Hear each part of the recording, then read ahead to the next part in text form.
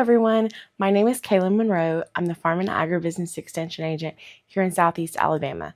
Thanks to funding from the Southern Risk Management Education Center and the USDA National Institute of Food and Agriculture, we're excited to bring you our Faces of Direct-to-Consumer series, highlighting the diversity of operations and creative ideas in direct-to-consumer meat sales right here in Alabama. This series is intended only for inspirational purposes and does not promote or endorse any one operation over another. It's simply just a way to share different approaches and spark ideas for your own journey. My team is excited to take you all to Jones Farm today, located in White City, Alabama, to hear from Josie and Daniel Jones, part of the Jones family that operates this farm. We'd like to extend a special thanks to the Jones family as well as Josie and Daniel for allowing us to visit and take part in this experience.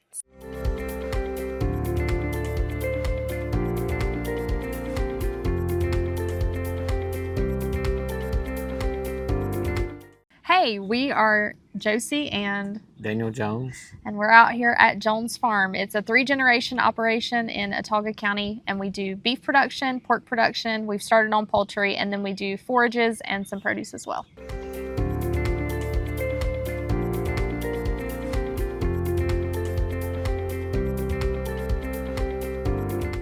So on this operation, we have 3 generations who are involved today. Daniel's parents, Donnie and Sharon, are kind of who we call the originals of the group, and they had 3 kids. So Daniel's the oldest, and then there is Austin and Rebecca. They all grew up here on the farm, and then add in a few years, y'all added in a few members. So Rebecca married Micah, and they have a sweet little boy named Obadiah. He is 5, and he's very active and involved on our farm, and a big part of what we do. He's always here helping tag cattle and feed, and very immersed in the agriculture industry. And then Austin married his wife, Mary Grace, and they're still involved in the operation and have cattle here, but they also work in the healthcare industry. So they're great advocates for us and what we do and help kind of share that word. The reason that we're here doing the interview today is we're the 2 primarily involved in agriculture. So Daniel's on the farm full time. I spent a lot of my high school years involved in ag programs and went to Mississippi State University, where I pursued a degree in ag communications.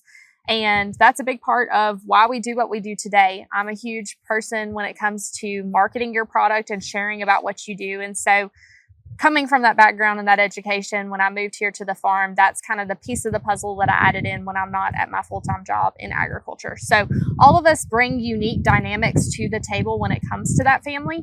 Even those who live a little bit further and work in jobs outside of agriculture are still involved in sharing what we do. They come back and help work the cattle. They help with keeping up with some of the other things around here. But Daniel's our primary everyday person here, along with Mr. Donnie, who has recently retired. Nearly 20 years ago now, the board sales we were in and different things just wasn't a steady enough market for us. The stockyards wasn't steady enough for a good price on our beef. We felt like it was worth more for the product that we produce, so we started doing quarter halves and wholes, and that had been really good to us. But just time, market change, things change. I had to start looking at other avenues to move the product. And then since I married into the farm and wasn't here at that point, when I started around here, some of the quarters, halves, and whole sales had slacked off because money was tighter for people. We experienced that post-COVID growth where everybody was paying a little bit more for everything due to inflation. And so we needed to find a new way to move that product. And another thing is I think a lot of those original customers had kids at home when they started buying from us 20 years ago, and then we got to a point where they didn't have as many people in the house, so they didn't need as much meat. And so that's when we really introduced those individual cuts as a way to accommodate some of those customers that had been so sweet to us over the years and still be able to provide them the beef that they wanted, but kind of in a different way. And from there, that just rolled into finding new markets and finding new ways to move the product, whether it was quarters, halves, and wholes, or whether it was an individual package of ground beef. So we've really had to adapt to different consumer markets depending on the time and the change, and that's reflected in the way that we market products and those sorts of things. But it really was just what we could do to make the farm work, whether that was changing from the board sales to selling quarters, halves, and wholes, or changing the way that we get product to people. So we believe that all beef is nutritious. All beef has protein, all beef has iron, all beef has zinc. All of it is very beneficial to anyone who's consuming it. So a large part of how we market the difference of our beef is the story behind it and the local partnerships and the ability to kind of customize that in processing. So even though all beef is a beef product, people have the ability to come and see everything that goes into that product and connect that back to a local producer. Additionally, since we're right here, they're able to pick it up when it's a little bit fresher as we're getting it straight from the processor and delivering it to them. Everything's frozen, so it's kept super fresh. Another difference for us is the processing side of things. So we have a fantastic processor that we work with, and he does a phenomenal job of making sure that every customer's happy, that they're getting things the way that they want them, whether that's changing how he grinds the ground beef so that it's a higher quality product than maybe what they're used to, or cutting steaks a certain way, or trimming out some of those more unique cuts like a flat iron or a chuck eye steak or any of those. So for us, it's really all about that story and them getting to know a local producer and about food production, and then also them having the ability to customize those products the way that they want them and kind of take away something a little bit unique. So for years we did just quarter halves and wholes, and whenever Josie come on board, we was able to start doing more of the individual sales, direct to consumer. And that's been good. It's definitely opened up some new avenues and different market, different clientele to be able to reach for our products. So Definitely a good change.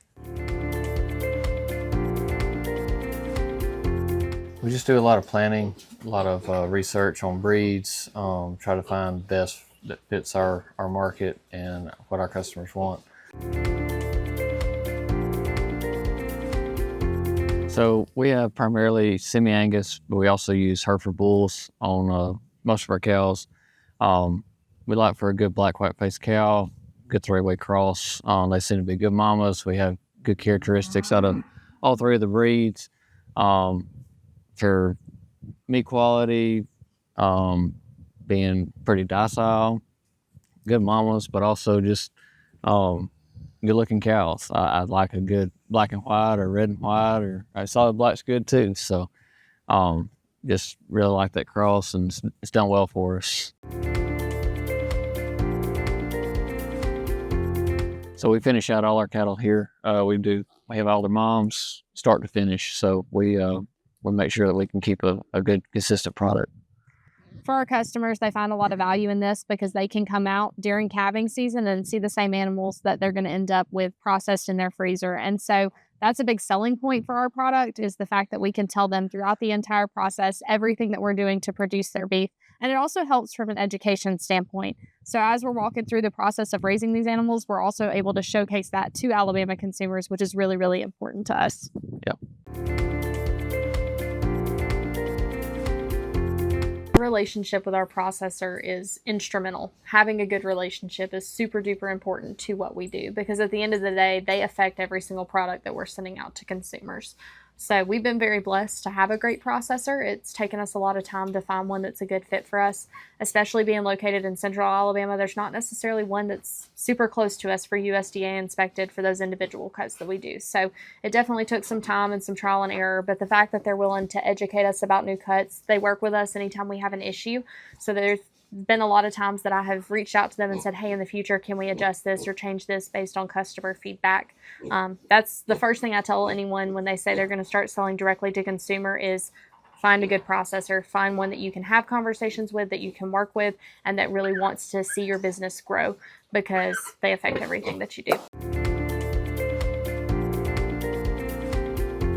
So we sell through a lot of different outlets, and I think that's part of what has made us able to kind of adjust as the market changes. And people ask us that all the time, of how are we able to be so consistent in beef sales and continue this, because all of our cattle are sold directly to the consumer. And a big part of this is word of mouth. That's obviously the first. Those customers who have purchased from us for so many years on the quarters, halves, and wholes are really good about reaching out to other people and saying, hey, go check out this family. So a lot of that is done in picking up from the farm or picking up from the processor directly, and all of that goes through us.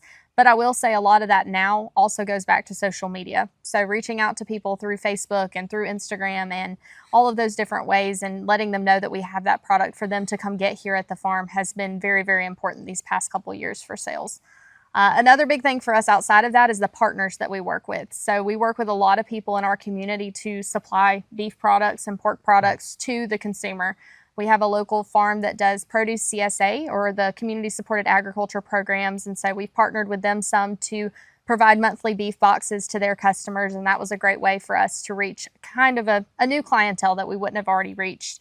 And then we have a storefront that we stock. So we work with a local store that supplies locally grown products, and we stock that freezer section with our beef. And that's a great way for customers who maybe can't make it out to our farm. We're kind of in a rural area. It takes a while to get to a local town or to get to the interstate. But that storefront is about 2 minutes off of the interstate, off of I-65 in Alabama. And so people can swing in there and grab a package of hamburger meat or grab a package of fajita meat and use that. So we try to make sure that regardless of how we're getting our product out there, it's accessible to everybody in a way that they need it. The last thing for us that has been really beneficial the past really year and a half or so is local markets and online orders. And I would say those work together because a lot of people order from us online and then choose a market to pick it up at.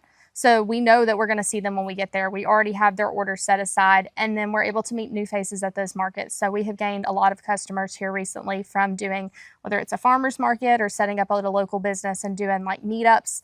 That has been a big thing for us. Yep. For any producers looking to sell directly to consumers, you're not going to have it all figured out at the beginning. There's no way to do all of the research and all the things that you need to know before starting. So I just encourage that you do it. You know, read into resources, ask local people, find out those things. But at the end of the day, you're just going to have to kind of start and learn as you go. That's been something for us. They've been involved in this for several generations, and still we learn something new every single day. So try it. You're going to have failures, and that's okay, because that's how you're going to learn and how you're going to develop your business. And at the end of the day, that's how you're going to give yourself stability and a long-term relationship with those people. Consumers have a lot of questions about where their food comes from. And I think a big thing that we've realized is consumers aren't against agriculture, they just don't understand it. So a big thing for us has been taking the time to educate people. Unlike some other products, it's not just a one-off sell. You know, people get onto it and then they're ready, set, go, and that's all their thing. They have a lot of questions along the process. And so having the time to communicate that with people while we're also trying to raise the product has been difficult.